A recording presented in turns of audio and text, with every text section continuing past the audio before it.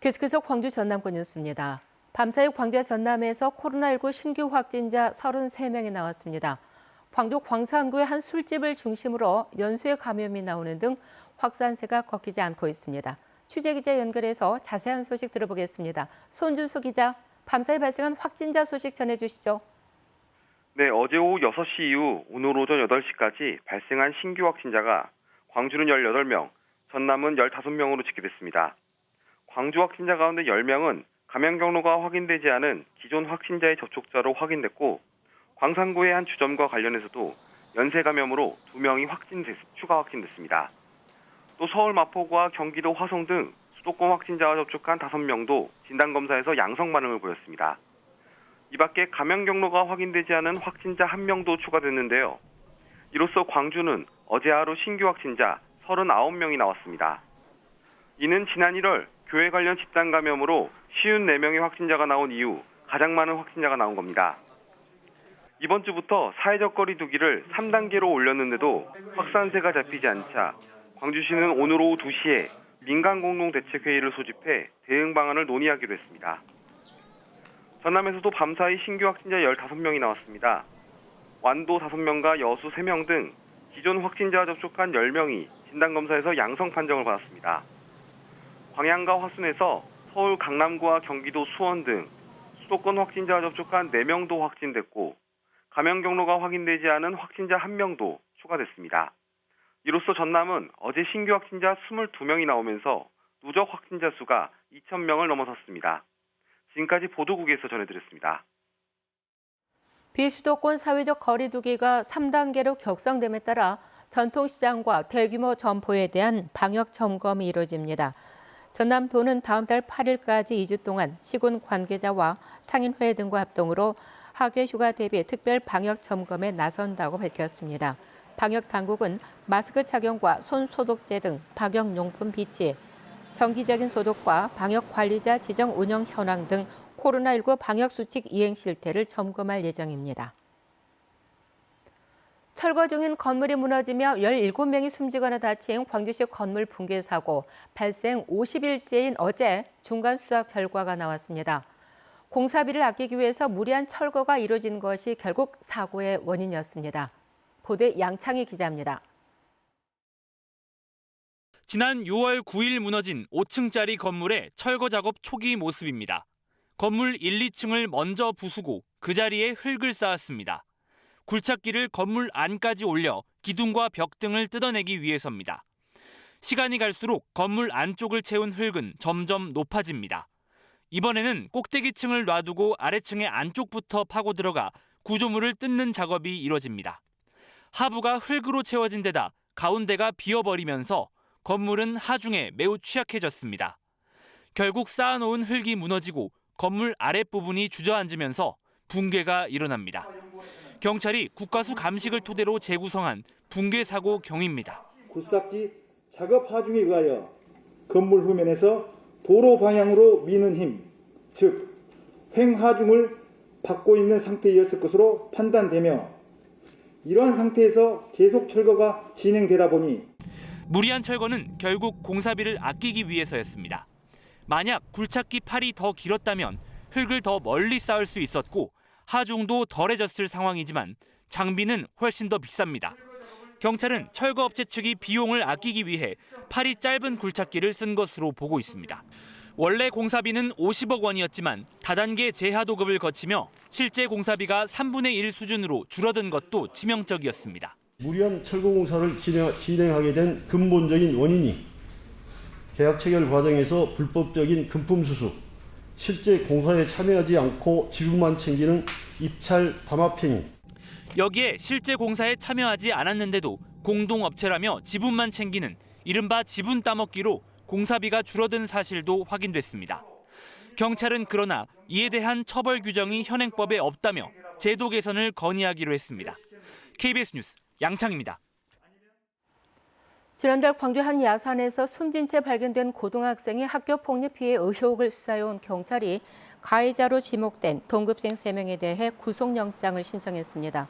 광주 광산경찰서는 학교 폭력 가해자로 입건된 동급생 11명 중 3명을 공동상해 혐의로 사전 구속영장을 신청했습니다. 해당 학생들은 지난달 29일 광주 한 야산에서 숨진 채 발견된 A군을 상습적으로 때리고 괴롭힌 혐의를 받고 있습니다. 교육당국이 학생 선수를 대상으로 폭력 피해 전수조사를 실시합니다. 광주시 교육청은 다음 달 27일까지 초중고 130여 곳에 학생 선수 1,900여 명을 대상으로 폭력 피해 전수조사를 할 계획입니다.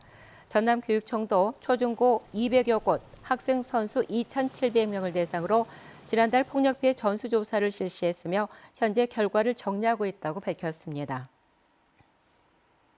폭염에 바다 수온이 오르면 어민들은 또 하나의 불청객, 해파리떼로 골치를 앓게 됩니다.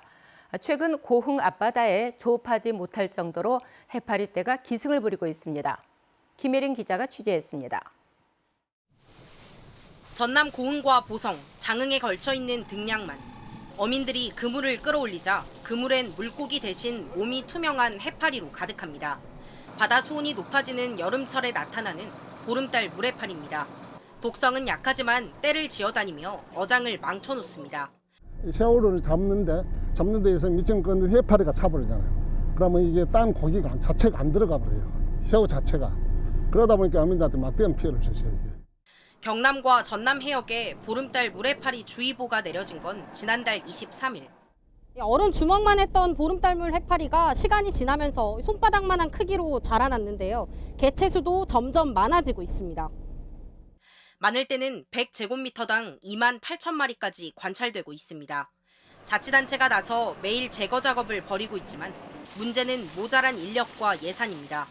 예산이 너무 부족합니다. 10일 정도면은 예산이 끝나기 때문에 더욱더 예산을 많이 지원해서 최근 전남 고흥군에서 수거하는 해파리 양만 하루 평균 30톤에서 50톤가량. 일조량이 증가하고 바다 수온이 오를수록 해파리 성장은 더 빨라지는 만큼 어민들은 폭염의 장기화로 피해가 더 커지지 않을까 불안해하고 있습니다. KBS 뉴스 김혜린입니다. 히말라야 14좌를 완등하고 하산 중에 실종된 김홍빈 대장의 장례가 산악인장으로 진행됩니다.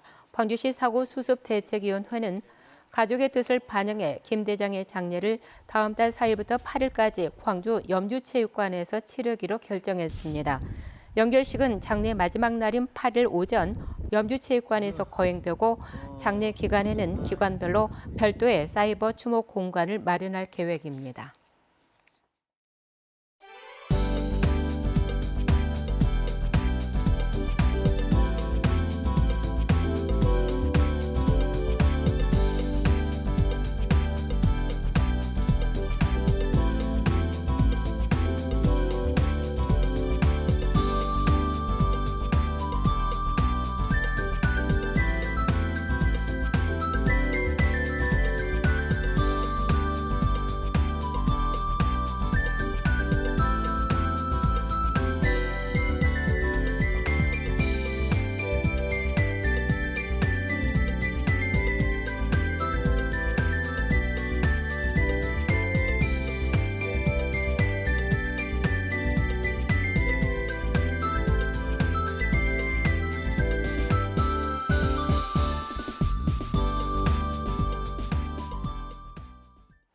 이어서 오늘과 주간 날씨 전해드리겠습니다.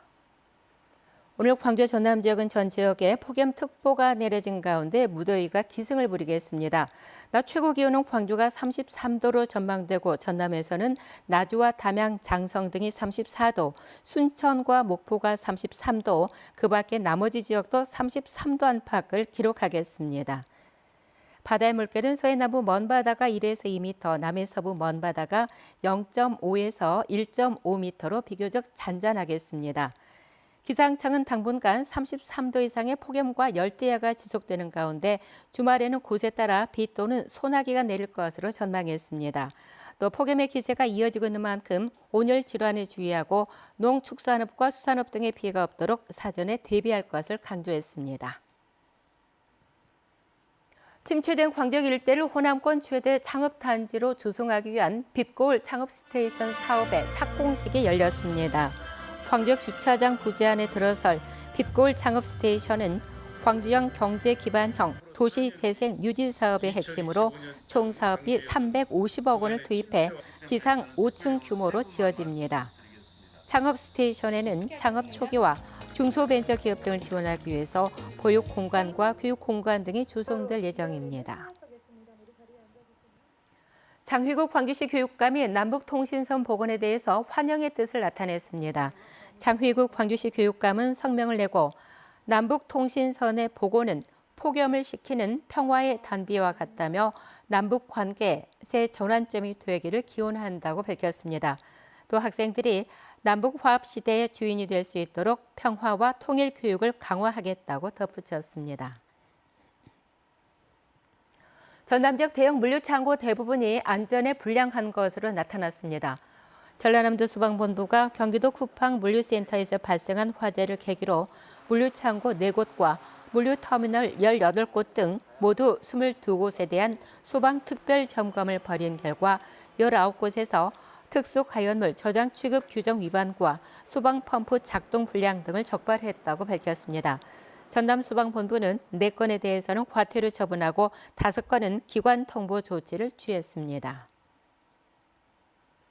여수시가 미평동 양지고가교를 철거하고 260m 길이 지하도를 개설하기로 했습니다.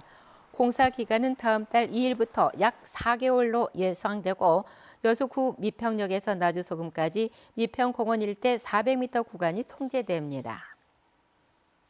KBS 뉴스를 마칩니다. 감사합니다.